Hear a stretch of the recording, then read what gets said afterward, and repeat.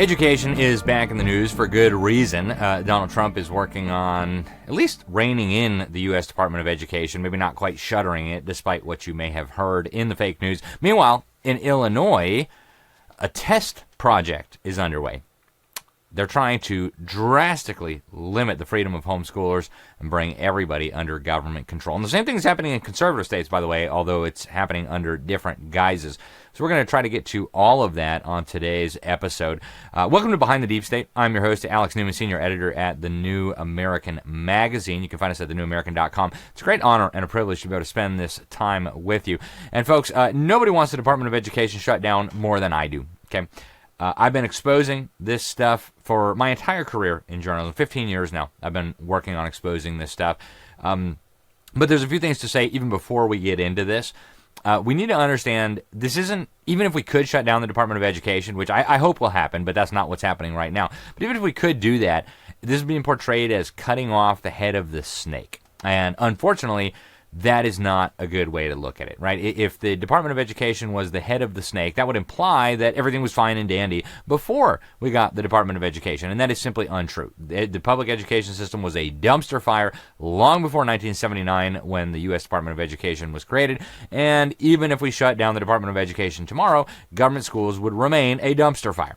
So we'll look a little bit into the origins of that. I go through them very extensively in my book, Indoctrinating Our Children to Death, Government Schools' War on Faith, Family, and Freedom. We'll look into the history of how it even came to happen that the government took charge of education, as it's so called.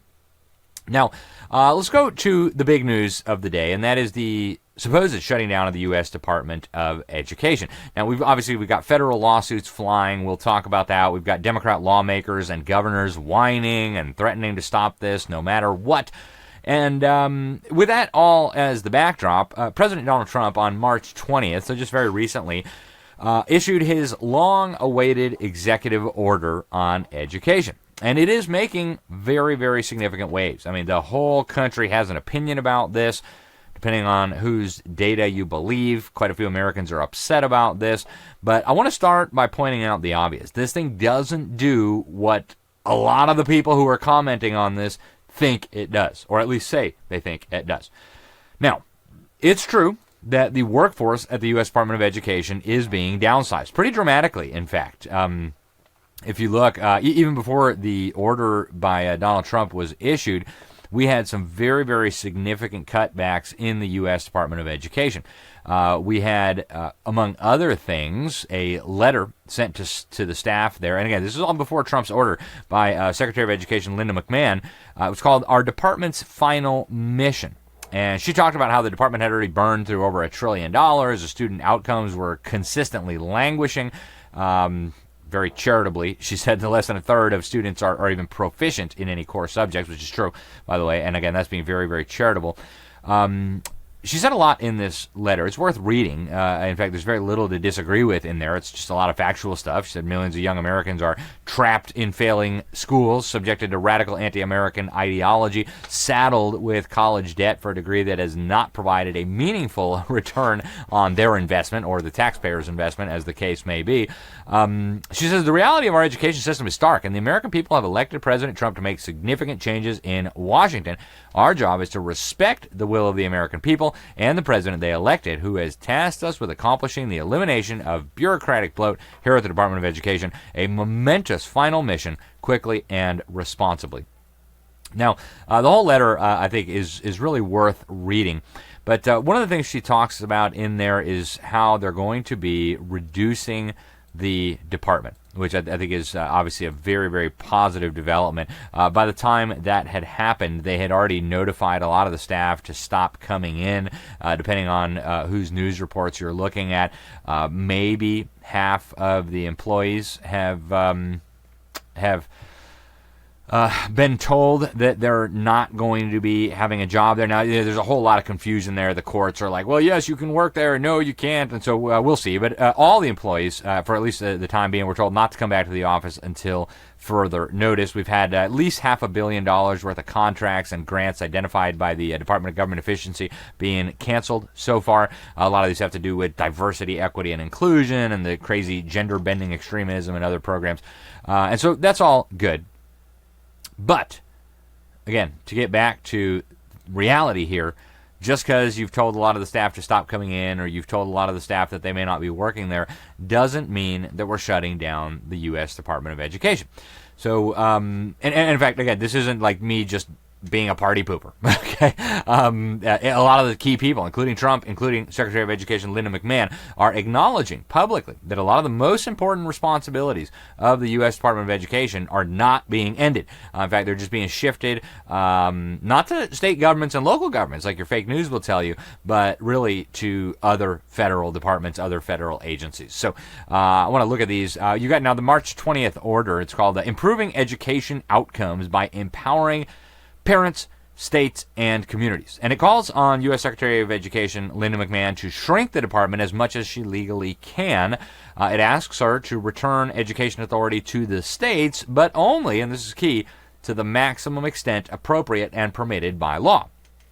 Okay, so let's focus on this before we get into the details of where some of these functions are being shifted. Now, in the executive order, Trump said quite a few things about this, and we'll get to those. But I want to show you from the signing ceremony what he had to say about this issue of the states and the children. So let's roll that clip. Today we take a very historic action that was 45 years in the making. In a few moments I will sign an executive order to begin eliminating the Federal Department of Education once and for all.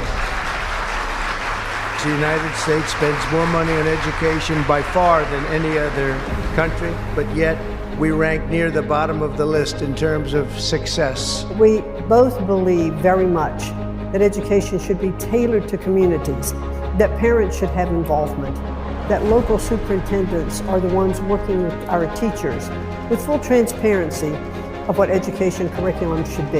The department's useful functions, such as Pell Grants, Title I funding, resources for children with disabilities and special needs, will be preserved. We're going to be returning education very simply back to the states where it belongs, and we want to have our children well educated.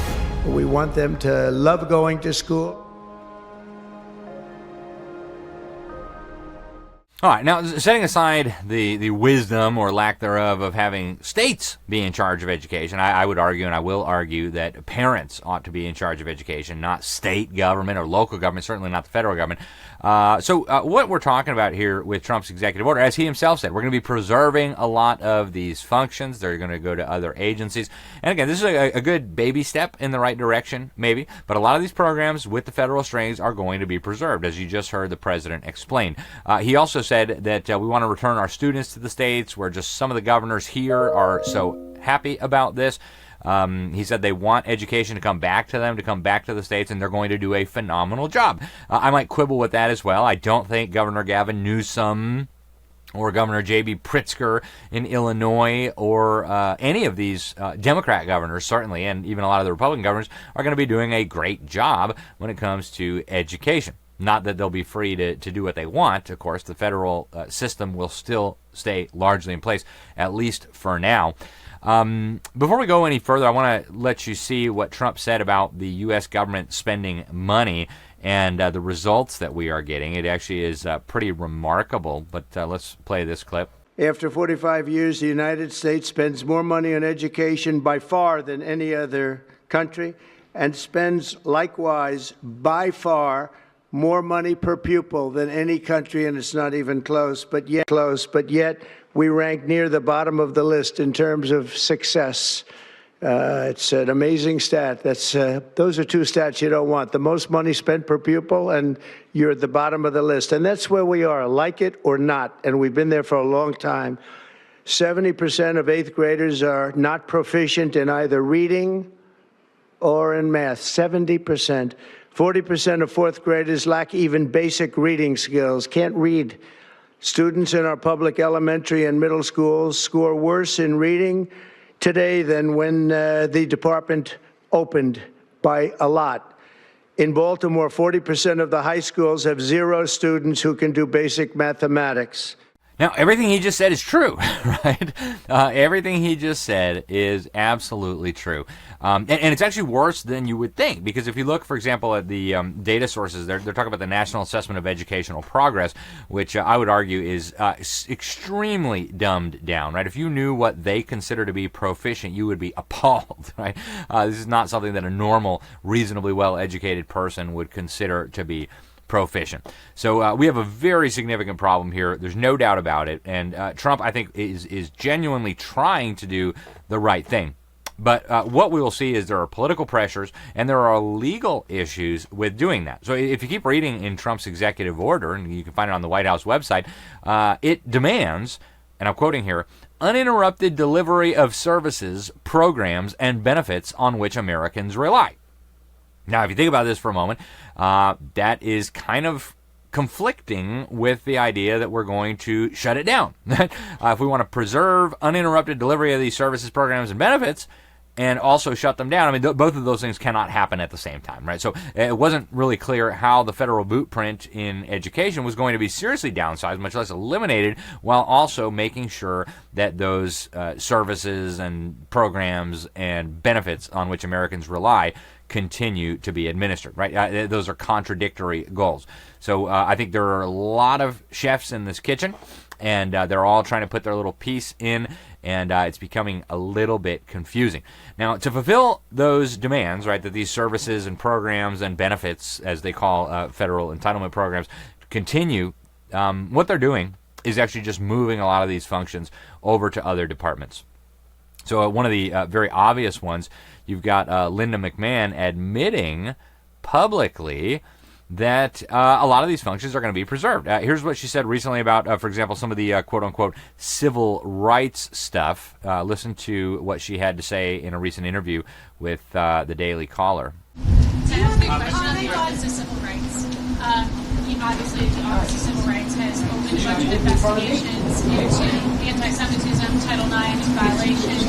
What happens to the Office of Civil Rights under this executive order? Will the Office of Civil Rights continue its work investigating schools that violate the law? Well, certainly the executive order did not specify what happens with any of the departments within education. So we are looking at where best those departments could be located.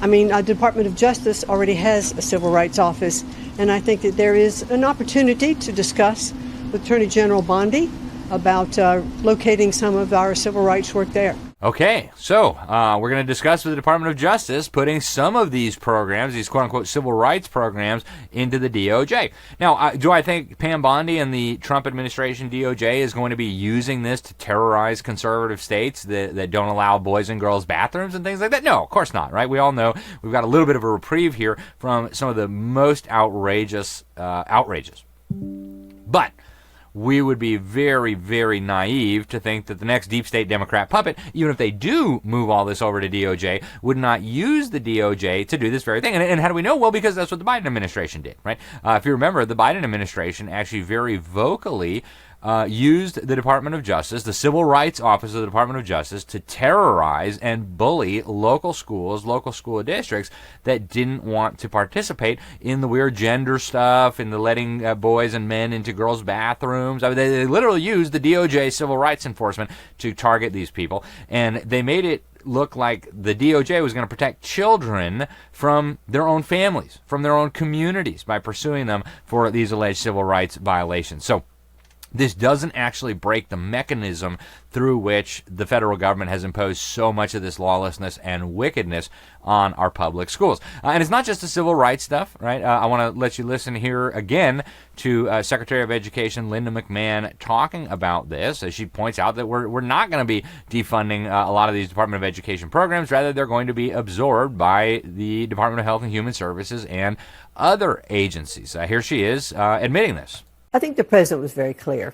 The outward-facing programs that are going to be affecting students there's not going to be any defunding for those programs. When he talked about student loans, that would be going to the Small Business Administration, and also then the programs for students with disabilities will more than likely rest in HHS, which, by the way, is where they began.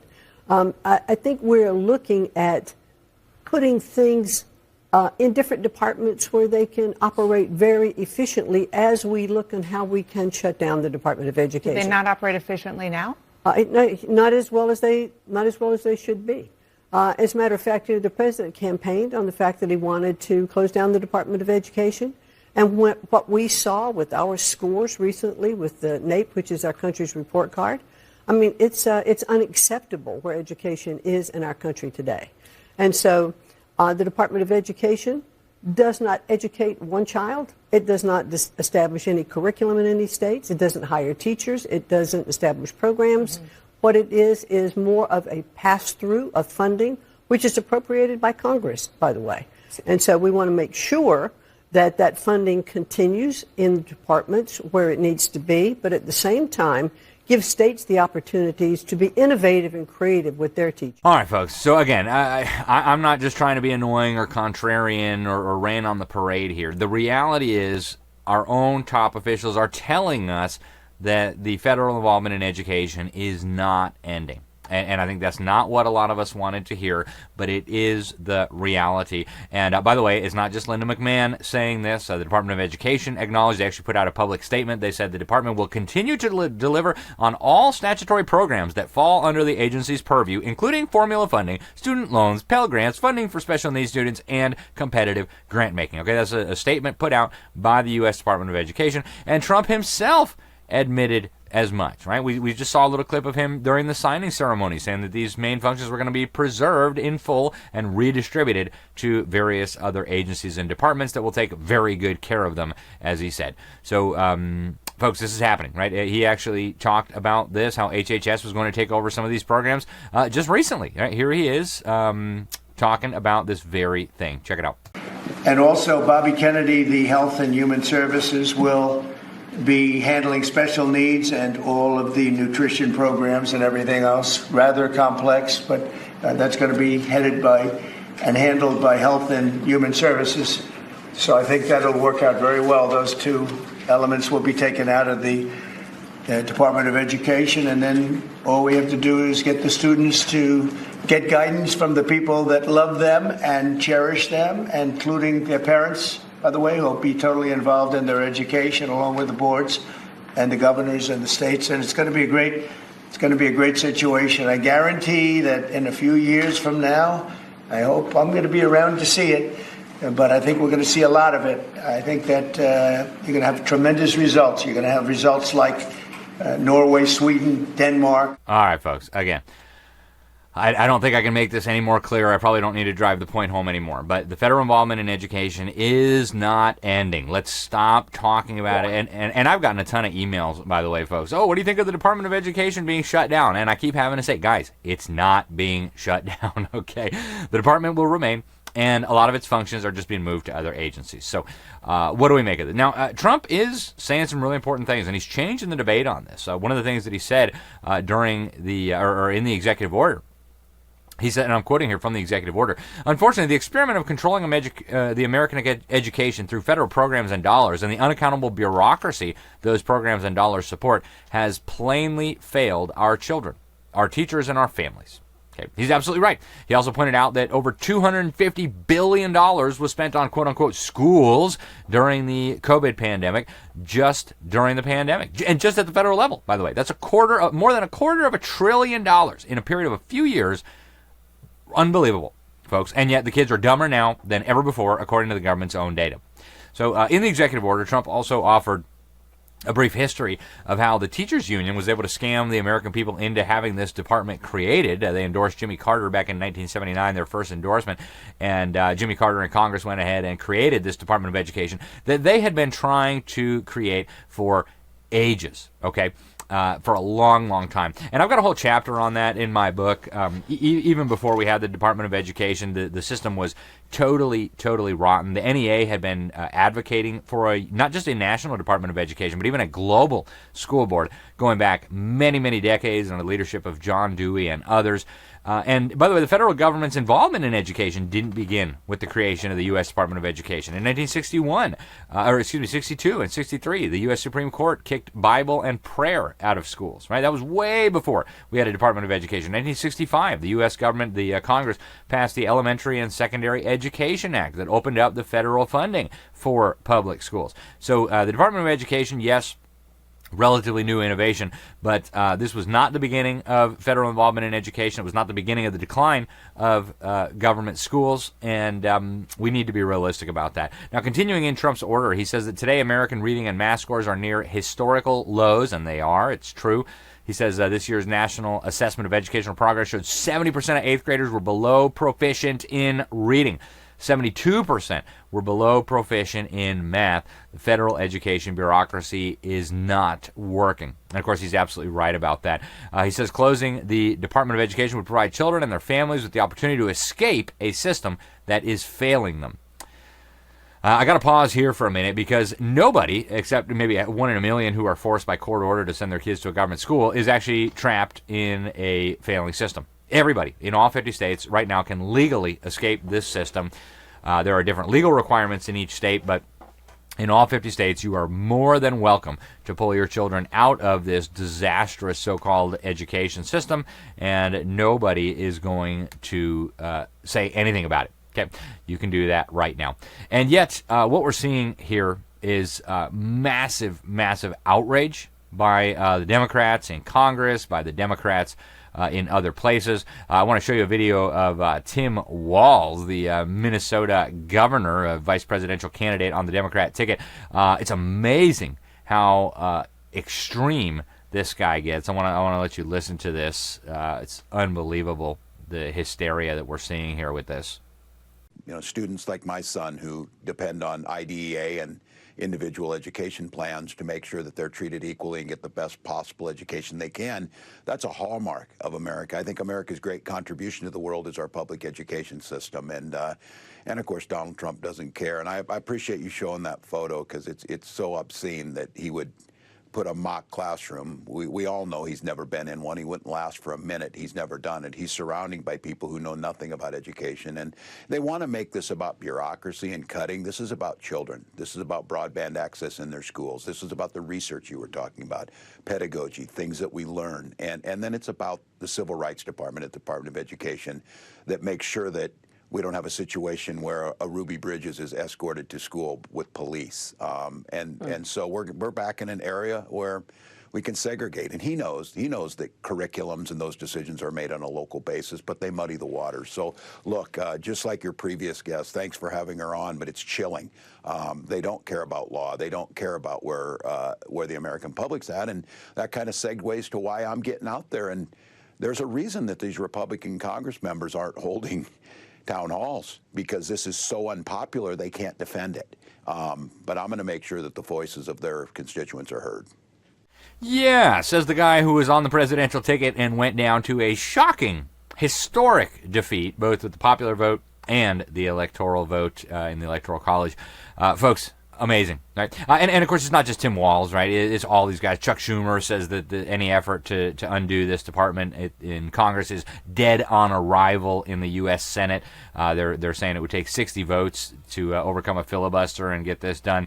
You've also got Senator Elizabeth Warren, famous for lying about being an Indian. Incredible unhinged response. She says, this is code red for every public school student, parent, and teacher in this country. Trump is telling public school kids in America that their futures don't matter. Billionaires like Trump and Musk won't feel the difference when the after-school programs are slashed, class sizes go up, and help for families to pay for school gets cut. But working families, students, and teachers will pay a heavy price. Now, the people paying a heavy price, folks, are the people who are being indoctrinated, dumbed down, and sexualized in this so-called education system. House Minority Leader Hakeem Jeffries, who, by the way, only needs a handful of GOP defections to win on this issue, issued an apocalyptic statement. The sky is falling, right? He says, shutting down the Department of Education will harm millions of children in our public schools, their families, and hard-working teachers. He says, Congress created the Department of Education. Only an act of Congress can eliminate it. We will stop this malignant Republican scheme in the House of Representatives and in the courts. The laid-off bureaucrats are screeching about this.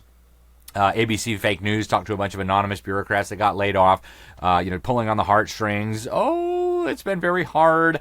This one anonymous bureaucrat says, it really has been hard and heartbreaking because I was planning on having a career with the department. Yeah, sorry, you're going to have to go find something productive to do. I'm sorry, but the American people spoke with their vote. This is unconstitutional. You got to go find a real job.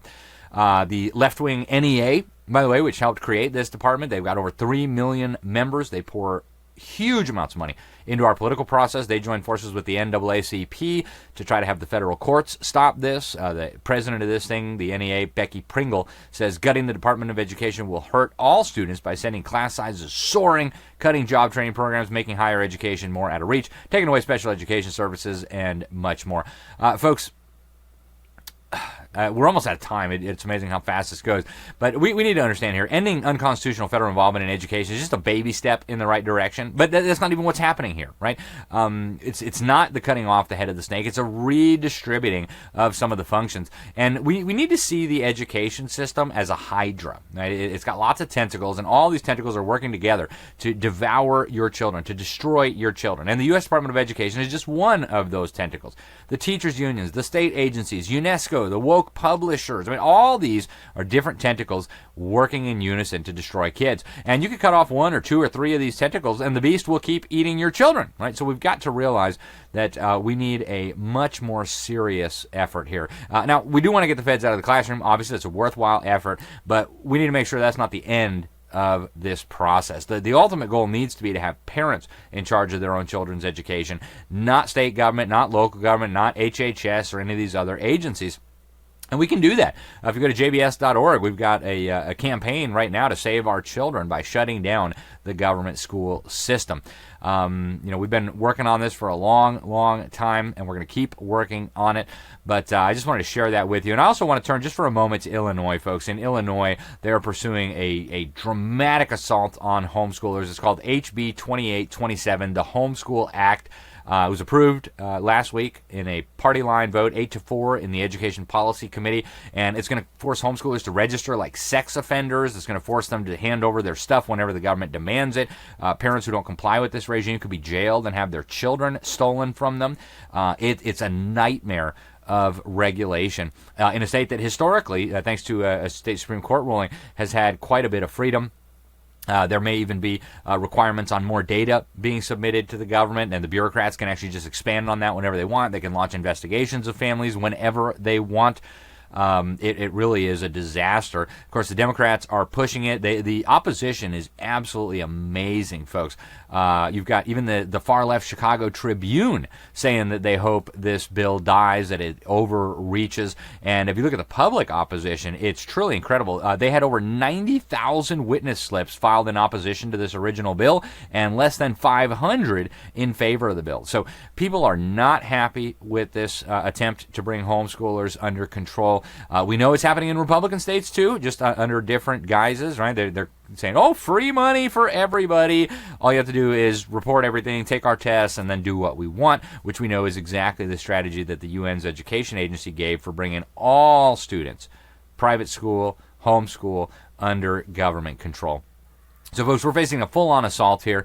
We have to stand firm. The education battle is the most crucial front in the battle against the deep state, right? The deep state's brainwashing your kids, sexualizing your kids, indoctrinating them, dumbing them down, and if we don't address this, we're not going to be able to successfully resist. I'm Alex Newman. This is Behind the Deep State. Get to thenewamerican.com for more. Until next time, thanks for watching, and God bless you all.